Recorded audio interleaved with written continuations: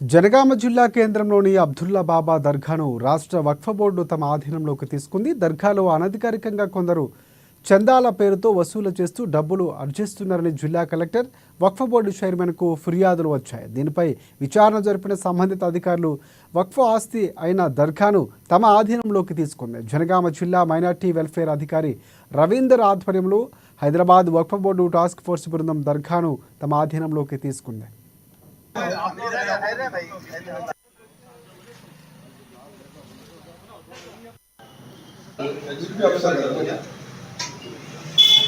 Chief executive officer మరియు chairman గారి ఆదేశాల మేరకు దర్గా హజరత్ అబ్దుల్లా షా బాబా జనగాంకి యూజ్ చేయడం జరిగింది. దర్గాని బోర్డు ఆధీనం తీసుకోవడం కోసం ఏదైతే ఆర్డర్ ఇచ్చారో ఆర్డర్ ప్రకారంగా నేను పంచనామా కండక్ట్ చేసి దర్గాని మా ఆధీనం తీసుకోవాలి.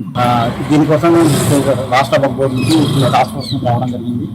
టీం ఆధ్వర్యంలో పంచనామా జరిగింది.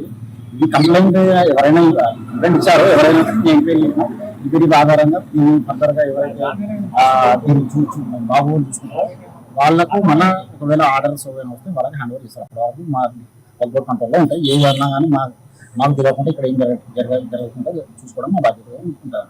9వ తారీఖు ఉత్సవాలు ఎవరు చేస్తారు? ఉత్సవాలు అనేది మేము పై తెలియ